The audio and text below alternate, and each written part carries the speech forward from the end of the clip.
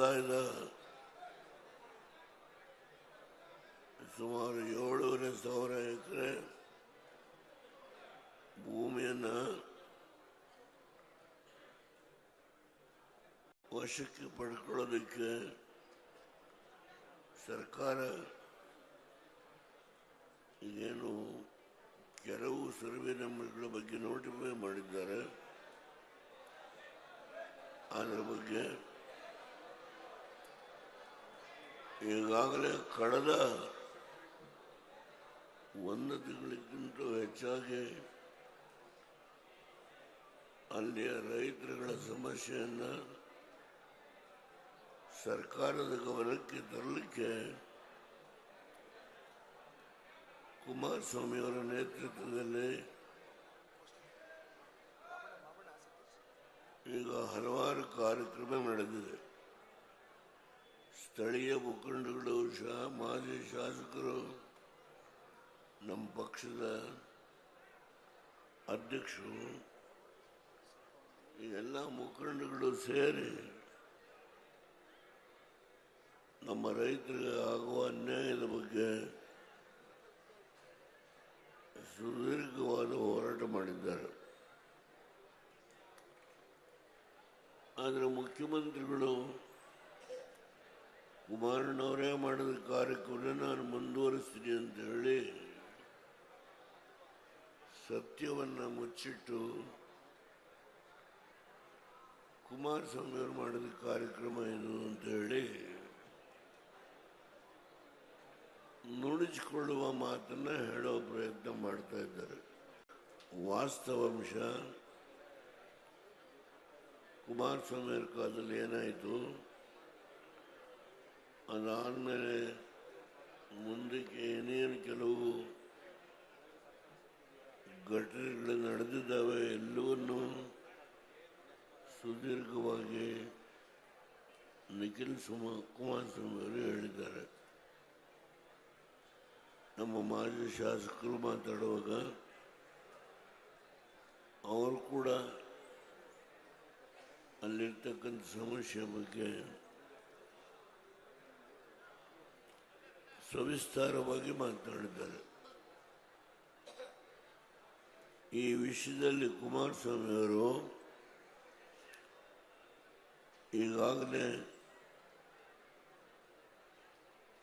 ಈ ವಿಷಯದಲ್ಲಿ ಯಾವುದೇ ಕಾರಣದಿಂದ ಅಲ್ಲಿರ್ತಕ್ಕಂಥ ಸಣ್ಣ ಸಣ್ಣ ರೈತರುಗಳು ಜೀವನ ನಡೆಸಕ್ಕಂಥದಕ್ಕೆ ಅತ್ಯಂತ ಸಂಕಷ್ಟದಲ್ಲಿದ್ದಾರೆ. 1 ಎಕರೆಯಿಂದ 1 ಗುಂಟೆಯಿಂದ 10 ಗುಂಟೆವರೆಗೆ ಭೂಮಿಯನ್ನು ಇಟ್ಕೊಂಡಿರ್ತಕ್ಕಂಥ ಬಹಳ ದಿನ ಸಣ್ಣ ರೈತರು, ಅದರಲ್ಲಿ ಹಾಲು ಕೊಡುವ ಹಸುಗಳಿಗೆ ಮೇವನ್ನು ಬೆಳೆಸಿ ಹಸುಗಳಿಗೆ ಆ ಮೇವನ್ನು ತಿನ್ನಿಸಿ ಅದರಿಂದ ಹಾಲು ಉತ್ಪಾದನೆ ಮಾಡಿ ಸುಮಾರು 6,000 ಲೀಟರ್ ಹಾಲನ್ನು 6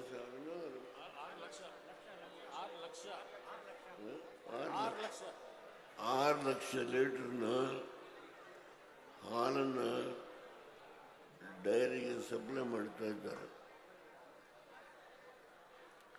ಇದರ ಬಗ್ಗೆ 2 ದಿನ ಮಾಜಿ ಸುಪ್ರೀಂ ಕೋರ್ಟಿನ ನ್ಯಾಯಾಧೀಶರು ಸ್ಥಳ ಪರಿಶೀಲನೆ ಮಾಡಿ ಇದನ್ನು ಮಾಡಬಾರದು ಅಂತ ಹೇಳಿ ಅವರು ಕೂಡ ಹೇಳಿದ್ದಾರೆ.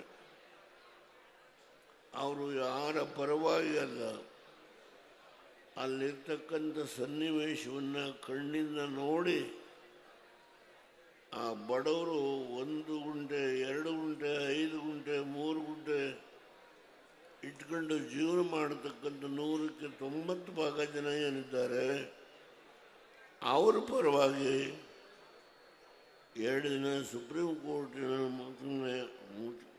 ನ್ಯಾಯಾಧೀಶರುಗಳು ಹೋಗಿ ಸ್ಥಳ ಪರಿಶೀಲನೆ ಮಾಡಿ ವಾಸ್ತವಾಂಶನ ಅವರು ಗಮನಿಸಿದ ಮೇಲೆ ಯಾವುದೇ ಕಾರಣದಿಂದ ಈ ಭೂಮಿನ ಅಕ್ವೈರ್ ಮಾಡಬೇಡಿ, ನಿಮ್ಮ ಲೇಔಟ್ ಮಾಡೋದನ್ನು ಕೈ ಬಿಡಿ ಅಂತೇಳಿ ಹೇಳಿದ್ದಾರೆ.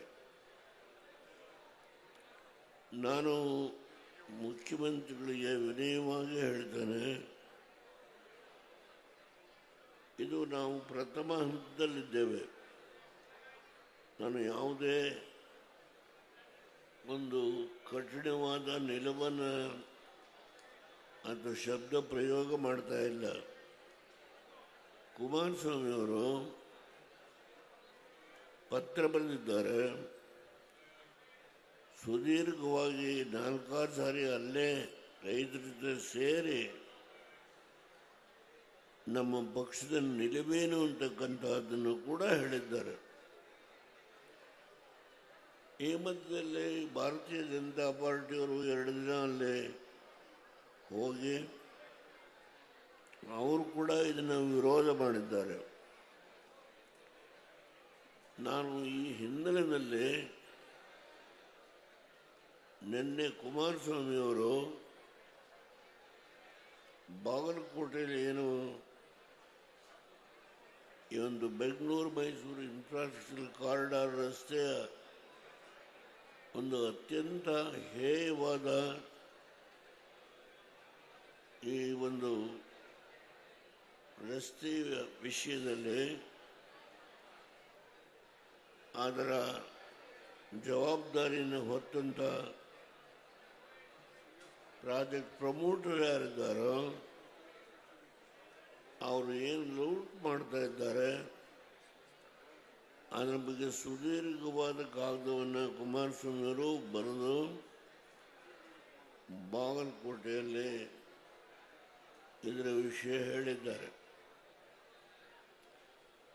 ಈ ಮಧ್ಯೆ ನಮ್ಮ ರಾಜ್ಯಪಾಲರು ಒಂದು ಮಾತು ಹೇಳಿದ್ದಾರೆ, ಈ ಬಿಡದಿ ಟೌನ್ಶಿಪ್ ಬಗ್ಗೆ ತೆಗೆದುಕೊಳ್ಳೋ ಜಾಮಕ್ಕೆ ಬದಲಾಗಿ ಏನು ಈಗಾಗಲೇ ಬೆಂಗಳೂರು ಮತ್ತು ಮೈಸೂರಿಗೆ ಕೇಂದ್ರ ಸರ್ಕಾರ 6 ಪಥದ ಕಾಂಕ್ರೀಟ್ ರಸ್ತೆ ಮಾಡಿದ್ದಾರೋ ಆ ಹಿನ್ನೆಲೆಯಲ್ಲಿ ಈ ಒಂದು 1975ರಲ್ಲಿ ಏನು ನನ್ನ ಕಾಲದಲ್ಲಿ MOU ಸೈನ್ ಆಗಿತ್ತು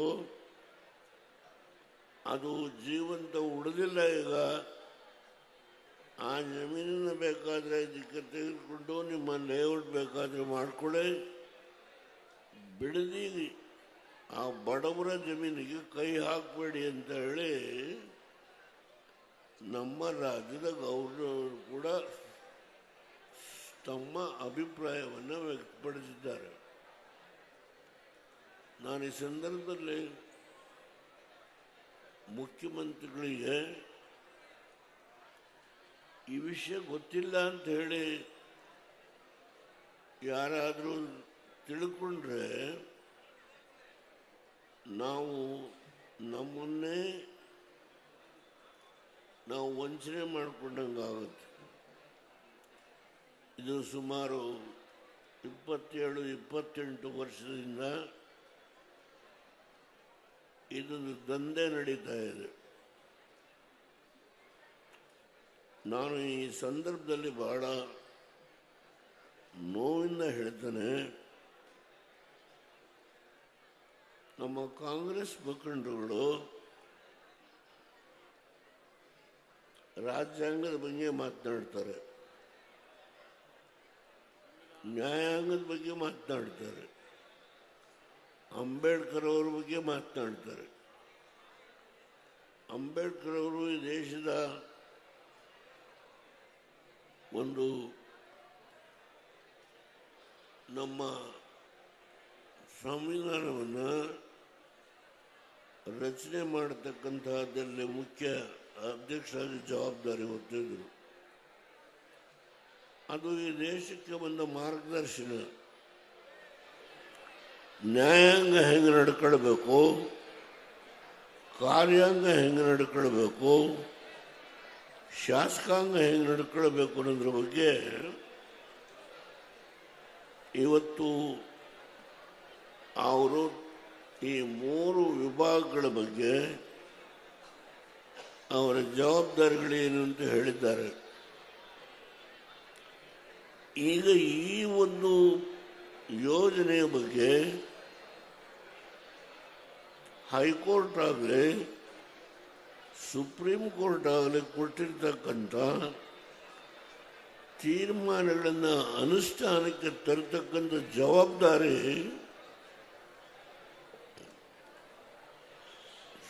ಕಾರ್ಯಾಂಗದ್ದು. ಕಾರ್ಯಾಂಗ ಏನಾದರೂ ಅದರ ಬಗ್ಗೆ ಅಸಡ್ಡೆ ತೋರಿಸಿದ್ರೆ ಶಾಸಕಾಂಗ ಸಭೆಯಲ್ಲಿ ಅತ್ಯಂತ ನುರಿತವರಿದ್ದಾರೆ, ಮಾಜಿ ಮುಖ್ಯಮಂತ್ರಿಗಳಿದ್ದಾರೆ, ಮಾಜಿ ಮಂತ್ರಿಗಳಿದ್ದಾರೆ, ಹಾಲಿ ಮಂತ್ರಿಗಳಿದ್ದಾರೆ. ಈ ಒಂದು ವಿಷಯದ ಬಗ್ಗೆ ಸಾಕಷ್ಟು ಹಿಂದೆ ಇಡೀ ಶಾಸನಸಭೆ ಎಲ್ಲ ಪಕ್ಷಗಳು ಸೇರಿ ಸುದೀರ್ಘವಾದ ಚರ್ಚೆ ಮಾಡಿದ್ದಾರೆ. ಮಾಜಿ ಮುಖ್ಯಮಂತ್ರಿಗಳು ಇರಬಹುದು, ಅಂದು ಅವರೇ ಹಾಲಿ ಮುಖ್ಯಮಂತ್ರಿಗಳು, ಇವತ್ತು ಮಾಜಿ ಮುಖ್ಯಮಂತ್ರಿಗಳು ಇರಬಹುದು, ಮಾಜಿ ಸ್ಪೀಕರ್ ಅವರು, ನಾನು ಹೆಸರೇ ಹೇಳ್ತೀನಿ, ಕಾಗೋಡು ತಿಮ್ಮಪ್ಪನವರು ಇರಬಹುದು, ರಮೇಶ್ ಕುಮಾರ್ ಅವರೊಂದು ಮಂತ್ರಿಗಳಾಗಿದ್ದರು. ಭಾರತೀಯ ಜನತಾ ಪಾರ್ಟಿಯಲ್ಲಿ ಯಾರ್ಯಾರು ಮಾತಾಡಿದ್ರು ಎಲ್ಲರೂ ಒಟ್ಟು ಸೇರಿ ಈ ಪ್ರಾಜೆಕ್ಟನ್ನ ಟೇಕ್ ಓವರ್ ಮಾಡಬೇಕು ಅಂತ ಹೇಳಿ ನಿರ್ಣಯ ಮಾಡೋದ್ರ ಜೊತೆಗೆ ಈ ಟೋಲ್ ಕಲೆಕ್ಷನ್ ಏನಿದೆ ಇದು ನಾನೇನು MOU ಸೈನ್ ಮಾಡಿದ್ದೆ 1975ರಲ್ಲಿ, 95-96ರಲ್ಲಿ. ಅದರಲ್ಲಿ ರಸ್ತೆ ಮುಗಿದ ಮೇಲೆ, ನಾನು ಮತ್ತೊಂದು ಮಾತು ಹೇಳ್ತೇನೆ, ಪುನಃ ಹೇಳ್ತೇನೆ, ರಸ್ತೆ ಪೂರ್ಣ ಮುಗಿದ ಮೇಲೆ ಮೈಸೂರು ಬೆಂಗಳೂರು ಪೆರಿಫೆರಲ್ ರೋಡು ಇವೆಲ್ಲ ಮುಗಿದ ಮೇಲೆ, ಟೌನ್ಶಿಪ್ ಆದಮೇಲೆ ಟೋಲ್ ಕಲೆಕ್ಷನ್ ಮಾಡಬೇಕು ಅನ್ನೋ ಕಂಡೀಷನ್ನು ಫ್ರೇಮ್ ವರ್ಕ್ ಅಗ್ರಿಮೆಂಟಲ್ಲೇ ಇದೆ. ಇದು ಮತ್ತೊಮ್ಮೆ ಹೇಳ್ತಾರೆ, ಫ್ರೇಮ್ ವರ್ಕ್ ಅಗ್ರಿಮೆಂಟಲ್ಲೇ ಇದೆ. ಇದಾದ ಮೇಲೆ ಶಾಸನಸಭೆಯಲ್ಲಿ ರೆಸಲ್ಯೂಷನ್ ಮಾಡ್ತಾರೆ, ಅವನು ಅಕ್ರಮವಾಗಿ ಈ ಟೋಲ್ ಕಲೆಕ್ಷನ್ ಮಾಡ್ತಾ ಇದ್ದಾನೆ ಅಂತ ಹೇಳಿ ರೆಸಲ್ಯೂಷನ್ ಮಾಡಿದ ಮೇಲೆ ಅಂದಿನ ಸರ್ಕಾರ ಒಂದು ನೋಟಿಸ್ ಕೊಡ್ತಾರೆ ಇವನಿಗೆ, ಈ ಪ್ರಾಜೆಕ್ಟ್ ಪ್ರಮೋಟರಿಗೆ. ಅವನು ಒಂದು ಸ್ಟೇ ತಗೊಳ್ತಾನೆ. ಆ ಸ್ಟೇನ ವೆಕೇಟ್ ಮಾಡಿಸಲಿಕ್ಕೆ ಈ ಕಾರ್ಯಾಂಗದ ಯಾವುದೇ ವ್ಯವಸ್ಥೆ ಆಗಲಿಲ್ಲ. ಕಾರ್ಯಾಂಗದ ಜವಾಬ್ದಾರಿ ಏನು ಅಂಬೇಡ್ಕರ್ ಅವರು ಹೇಳಿದ್ದಾರೋ ಅವ್ರ ಬಗ್ಗೆ ಏನು ದೊಡ್ಡ ಭಾರತೀಯ ಜನತಾ ಪಾರ್ಟಿ ದೇಶದಲ್ಲಿ ಸಂವಿಧಾನವನ್ನು ನುಚ್ಚುನೂರು ಮಾಡ್ತಾ ಇದ್ದಾರೆ. ಅಂಬೇಡ್ಕರ್ ಅವರು ಏನು ಈ ದೇಶಕ್ಕೆ ಕೊಟ್ಟಂತ ಸಂವಿಧಾನವನ್ನು ಸಂಪೂರ್ಣವಾಗಿ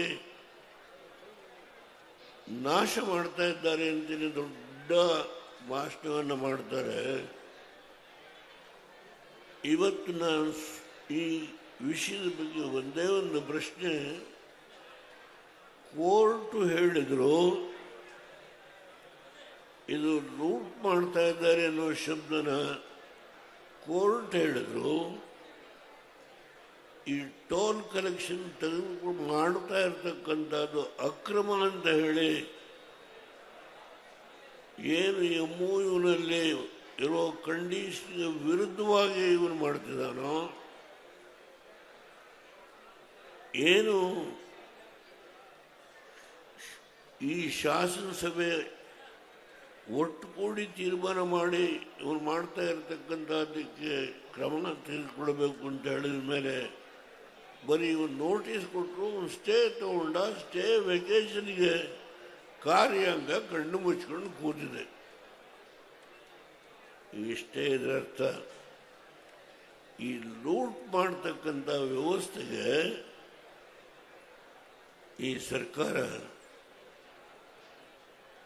ಇವರಿಗೆ ಶಾಸಕಾಂಗ, ಕಾರ್ಯಾಂಗ, ಅಂಬೇಡ್ಕರ್ ಬರೋ ಸಂವಿಧಾನ ಯಾರೂ ಗಮನಕ್ಕೆ ಬಂದಿಲ್ಲ.